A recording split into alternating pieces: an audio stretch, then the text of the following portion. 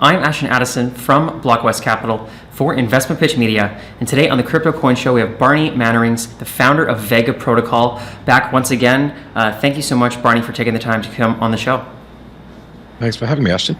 You're very welcome. A lot has happened since we last spoke with Vega Protocol in the midst of the Bitcoin all-time high in 2021, and 2022 has just been a year of its own in cryptocurrency. It could be a decade worth of news.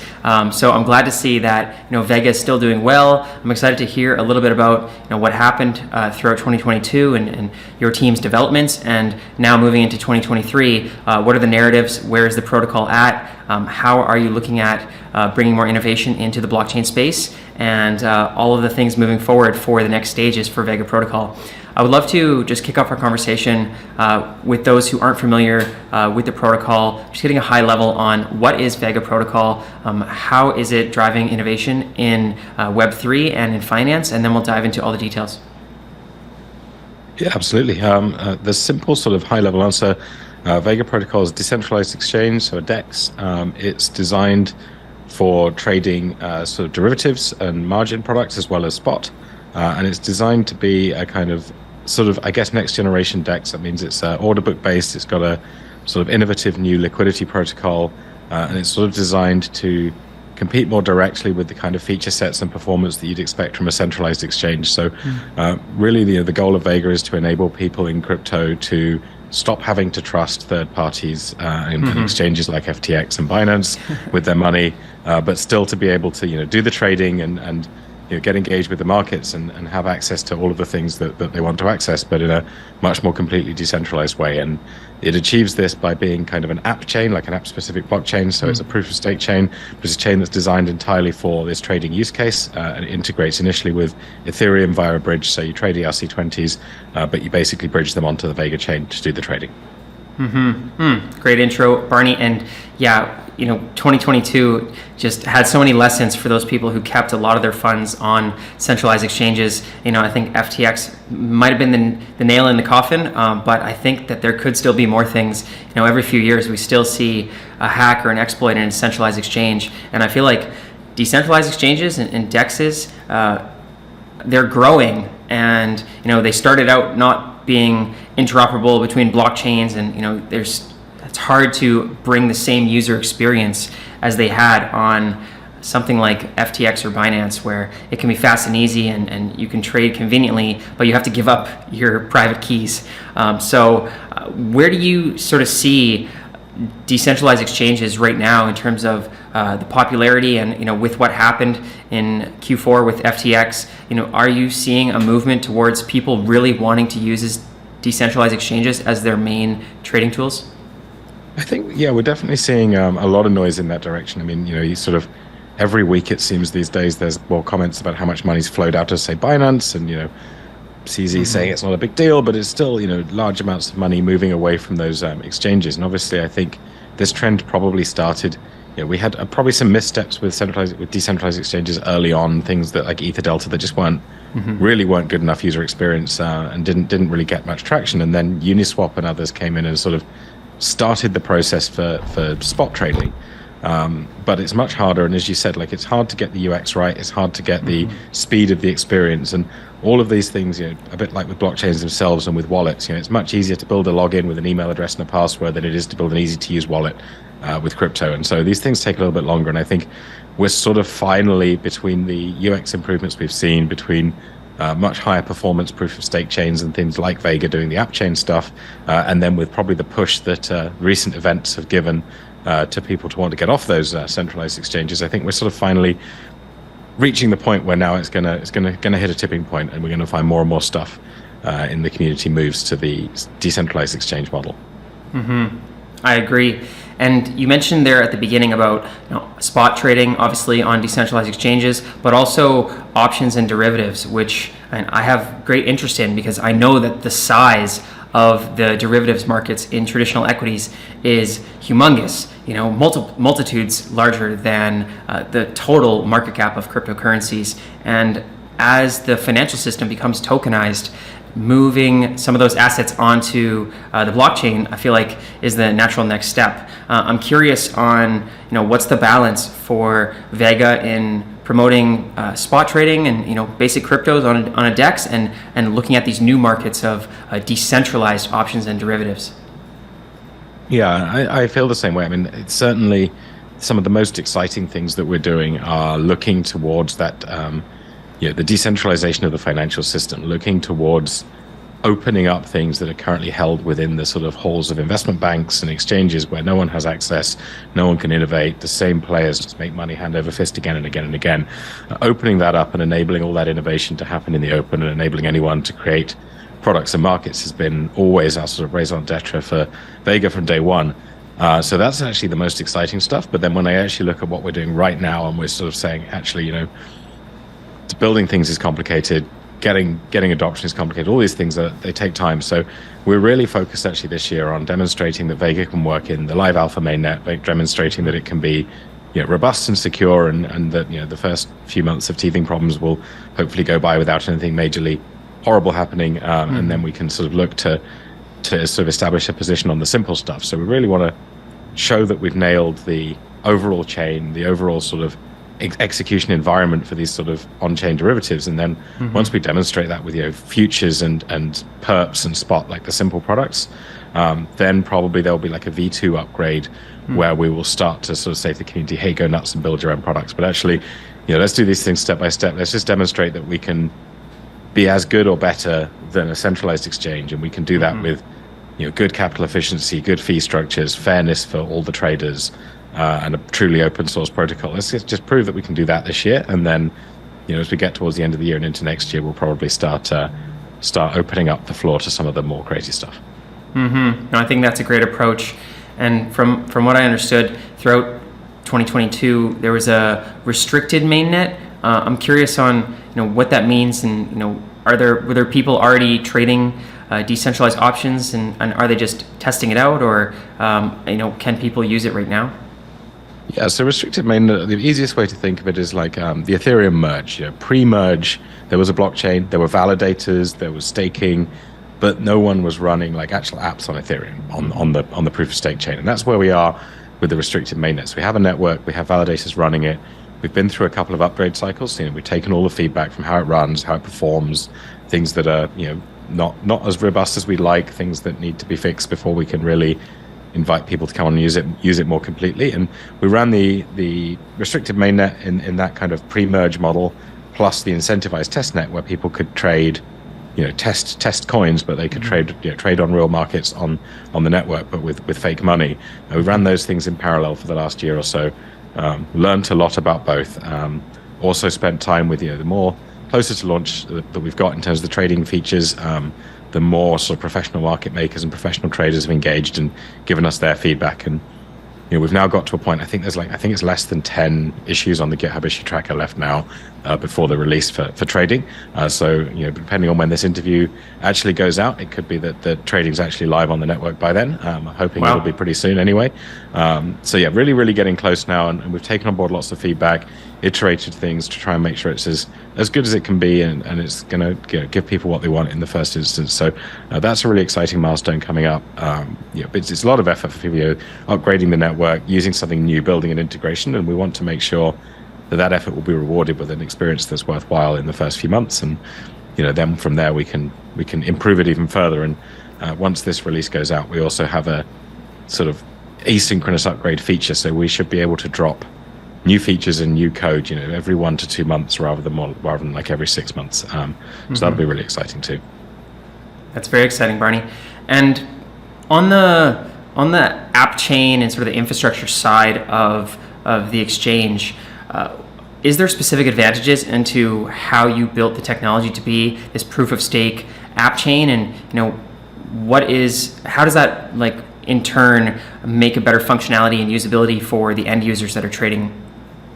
Yeah, there are a few really specific advantages actually. And at a high level, it's kind of like in anything you trade off using general purpose tools, which are maybe cheaper to get started with, have economies of scale because many people use those tools and using very specific tools. You know, it's like some businesses are run basically on Excel, and you can do everything in Excel. You can have a full accounting system, but at a certain point, your business gets too complicated to just keep doing it all in Excel, and you need to build a more bespoke accounting system. And maybe you get one off the shelf, or if you're a really big business, you actually code up your own. And it's kind of the same with trading systems. You know, you could take something like Ethereum off the shelf, but it doesn't provide you with any trading specific features. Like, doesn't know about order books, doesn't know about AMM curves, doesn't know about settlement. Even, you know, ERC20 tokens are coded up in Solidity, and so different tokens have different features. Some of them have bugs, some of them are not compatible with each other.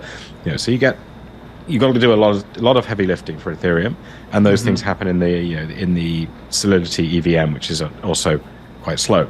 So what we've done is basically said there are a bunch of things that every trading system needs to do, especially with things like derivatives, like manage risk, manage margin, determine prices, have orders, have position management, all of those things. We'll build them once, and we'll build them like really, really fast into the core node so that everyone can take advantage of that. And then that's how you get the performance, and that's how you get things like the same amount of leverage on a decentralized exchange as you would be able to get on a centralized exchange.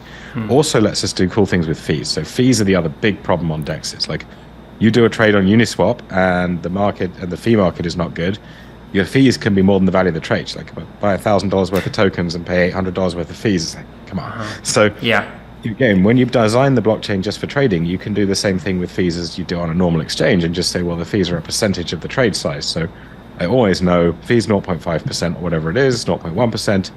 My fees are never going to be 80% of the size of the trade, because, you know, if fees 80% of the size of the trade, the thing has to double in price for you not to lose money. You know?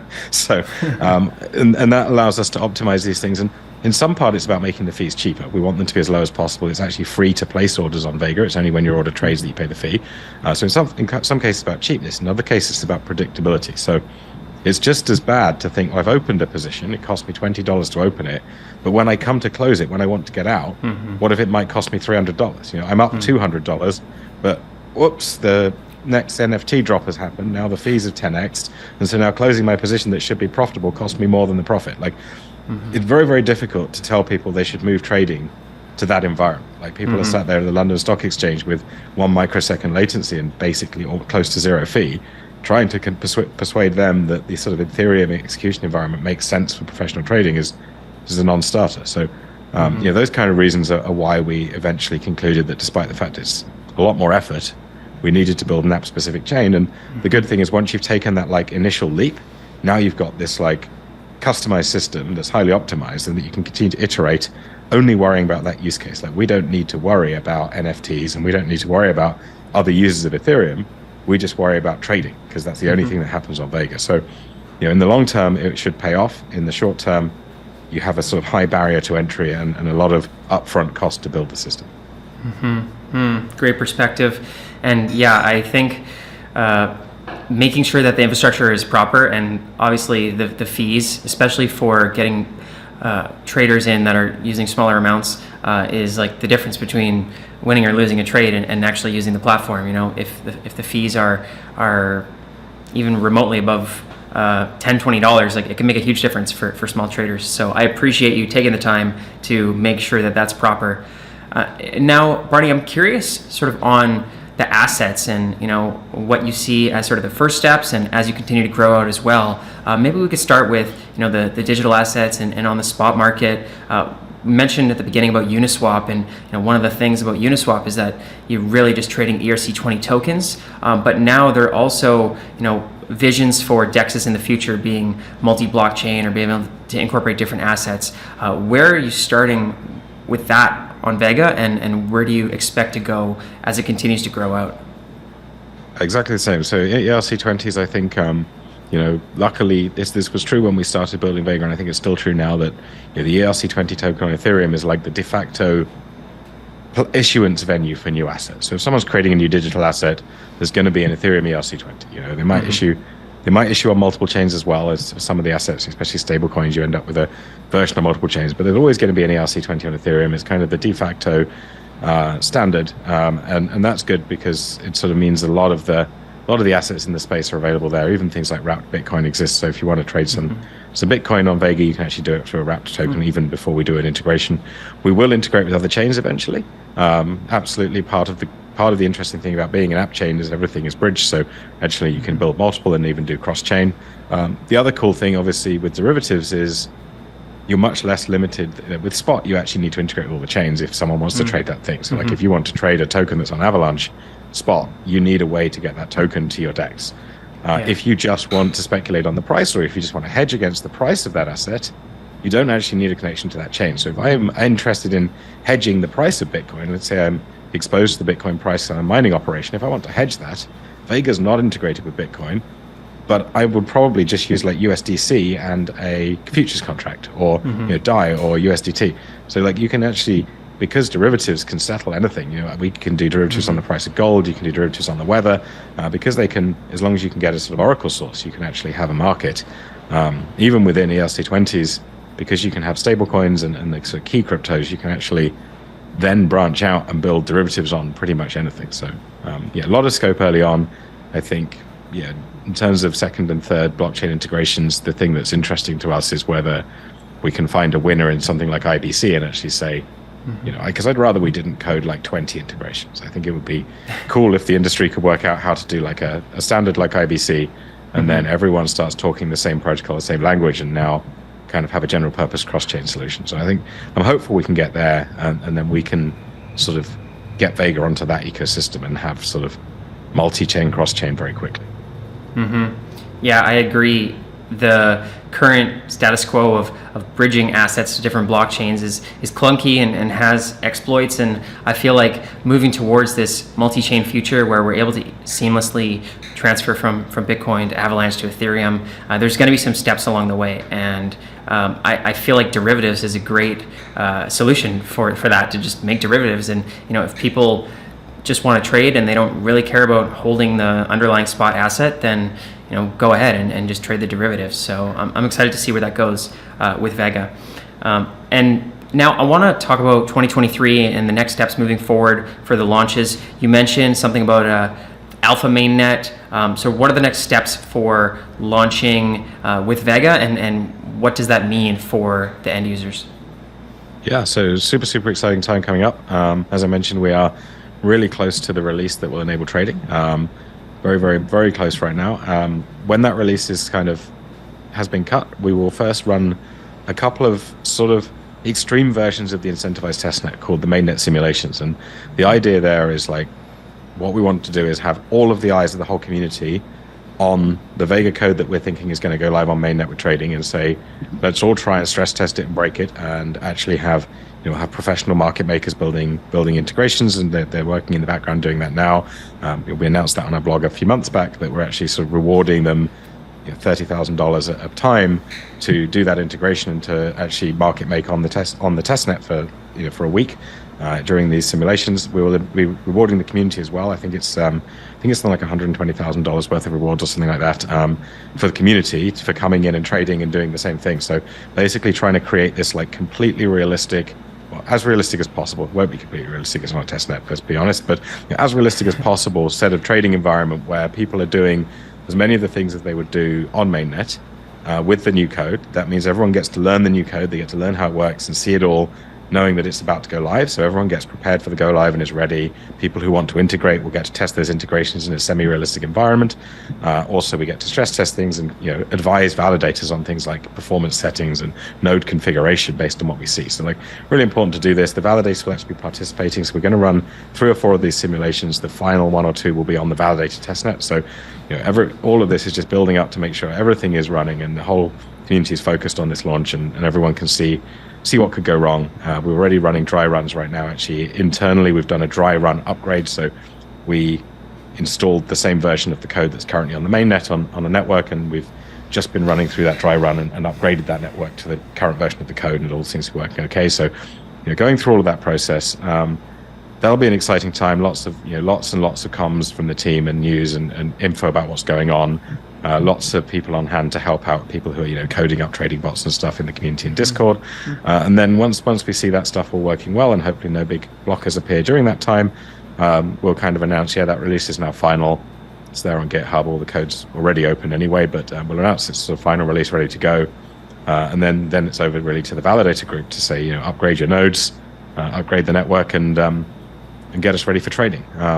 Network gets upgraded, and then there's just a final step of a couple of governance proposals. So Vega uses on-chain governance for a few things, including approving assets for use on the bridge. So again, we want to avoid a situation where there's someone going, yeah, this is totally USDC, but it's actually like just something they made up. You see this all the time on things like Uniswap, these like fake markets. To add to the bridge on Vega, you actually go through governance. So a few governance votes to enable trading and to add some new assets to the bridge so people can start trading. Those will happen over the course of a week or so, and then the first markets will get proposed by some of the market makers in the community, and people can begin trading, begin feeding back to us how it's going, and we'll see where it goes from there. So that's really like the next month or two, and then after that we're really excited to get a lot of community feedback and to develop things. We've been in a darkened room, not that dark. We have a community on Discord and everything, but for the most part we've been building, designing, implementing, getting a bit of feedback in testnet, but really want to see what people like, what they don't, what they want to change, what they want to do with Vega. Because hey, we don't even know what markets are going to be the popular ones. We can guess, we have some educated guesses, but something could come and surprise us with what takes off first. So really excited to see that. And then over the course of this next year, we've got some really killer features in terms of like adding perps to the mix, adding sort of passive AMM style liquidity, so more people can get involved in liquidity provision and earn rewards for doing that and whatever. Increasing in better interoperability with Ethereum, so like allowing Ethereum oracles to integrate with Vega directly without any new code, and so just things like that. So lots of cool stuff coming, but really focused now on getting trading live and getting people excited and using Vega in the first few weeks. Wow, it's all going to come really fast, Barney, and it's exciting. So thank you for laying this all out for us. You mentioned there about the Discord. Is that the main place that the viewers, if they're watching and they haven't been involved in the community already, can watch for that next version of the launch and potentially get involved into the future and all these plans that you're talking about? Yeah, Discord and Twitter, two places. Some people like to participate and sort of read all the chat and post memes. They go, if you like that, go to Discord. If you want to just kind of receive the updates and see the info and less of an active community participator, and I know some people prefer that other mode, then Twitter's a good place as well. Sounds great, Barney. I can leave both of those and the Vega protocol links in the description box below. I appreciate you coming on. All the best with the upcoming launch for that alpha mainnet, and let's follow up in the near future. Awesome, thanks, Ashton. Yeah, and that's I'll be back on here. Yeah, maybe 3, 4, 5 months and see how it's gone. Sounds great. Thanks, Ashton.